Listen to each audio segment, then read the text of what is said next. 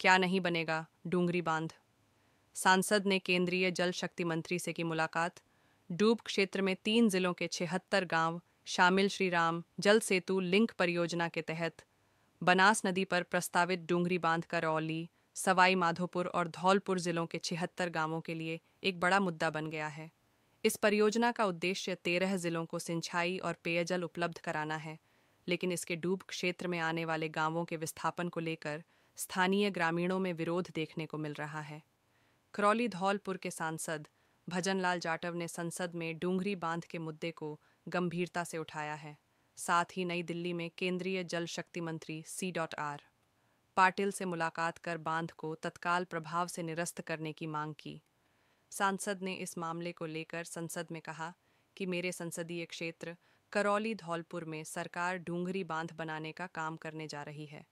वहां पर तकरीबन 76 गांव हैं और इन 76 गांवों में पूर्वजों की संस्कृति, उनके मकान, प्राचीन मंदिर बने हुए हैं। सरकार ने बगैर सहमति लिए हुए सरकार डूंगरी बांध बनाने का काम किया जा रहा है, जिससे स्थानीय लोगों को कोई फायदा नहीं है। मैं सरकार से निवेदन करना चाहती हूँ कि डूंगरी बांध को निरस्त कर आम जनता को लाभ देना का काम करें। डूंगरी बांध के विरोध में करौली, सवाई माधोपुर और धौलपुर के 76 गांवों के ग्रामीणों ने एकजुट होकर कई महापंचायतें और प्रदर्शन आयोजित कर रहे हैं। 6 जुलाई को डूंगरी गांव, 22 जून को भूरी पहाड़ी और 13 जुलाई को सपोटरा में जिला स्तरीय महापंचायतें आयोजित की गईं।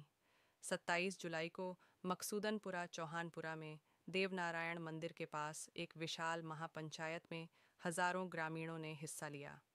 ग्रामीणों का कहना है कि बांध से उनकी उपजाऊ कृषि भूमि, प्राकृतिक जल स्रोत और सांस्कृतिक धरोहर नष्ट हो जाएगी। रणथंभौर टाइगर रिजर्व और कैला देवी वन्य जीव अभयारण्य का 22 से 37 वर्ग किलोमीटर हिस्सा भी डूब क्षेत्र में आ सकता है, जिससे पर्यावरण को गंभीर नुकसान होगा। पहले चरण में 76 गांवों के लगभग 50,000 दलित, आदिवासी और किसान परिवारों के विस्थापन का खतरा है। ग्रामीणों का कहना है कि उनकी 7 पीढ़ियों की सांस्कृतिक और ऐतिहासिक धरोहर नष्ट हो जाएगी। समिति के सदस्यों ने बताया कि बांध के पहले चरण में करौली, सवाई माधोपुर और धौलपुर जिलों के 76 गांवों का विस्थापन होगा। उनका आरोप है कि सरकार किसानों को विस्थापित कर पूंजीपतियों को फायदा पहुंचाना चाहती है। प्रभावित क्षेत्र के किसानों को योजना की जानकारी नहीं दी गई। ग्राम पंचायत में भी इसका प्रस्ताव पारित नहीं कराया गया। महापंचायत में खंडार, सपोटरा, सवाई माधोपुर, गंगापुर सिटी और बामनवास विधानसभा क्षेत्र के ग्रामीण शामिल होंगे। तीनों जिलों के करीब 300 गांवों के लोगों के भाग लेने की उम्मीद है। इससे पहले 22 जून को भूरी पहाड़ी गांव और 6 जुलाई को डूंगरी गांव में भी महापंचायतें हो चुकी हैं। प्रेस वार्ता में संघर्ष समिति के मदन मोहन राजौरा, हंसराज मीणा और शैलेंद्र सिंह समेत करीब 100 लोग मौजूद थे। महापंचायत में डूंगरी बांध को लेकर आगे की रणनीति बनाई जाएगी। साथ ही सरकार के सामने रखी जाने वाली मांगों पर भी चर्चा होगी। डूंगरी गांव में बांध के बनने से पहले ही विरोध शुरू हो गया है। बांध के डूब क्षेत्र में दर्जनों गांव आ रहे हैं।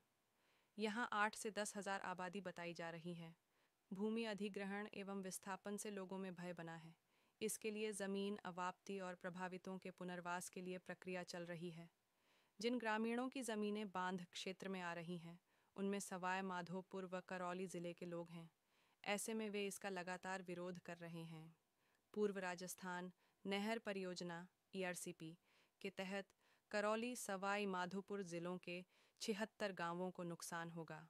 इस संबंध में भारतीय किसान यूनियन के प्रदेश प्रभारी मदन मोहन राजौर के नेतृत्व में ग्रामीणों ने प्रधानमंत्री को ज्ञापन भेजा।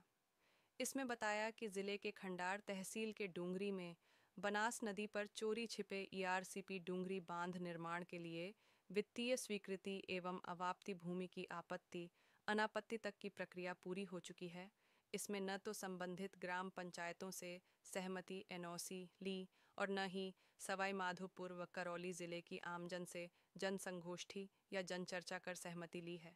सभी लोगों ने डूंगरी बांध निर्माण की प्रक्रियाओं पर जनहित में तत्काल प्रभाव से रोक लगाने की मांग की है। डूंगरी बांध निर्माण के लिए फिलहाल केवल सर्वे ही किया जा रहा है। भूमि अधिग्रहण व डूब क्षेत्र में गांवों के आने से ग्रामीणों की ओर से विरोध किया जा रहा है। अभी डूंगरी बांध का निर्माण शुरू नहीं हुआ है। इसके बनने में करीब 4 साल का समय लगेगा।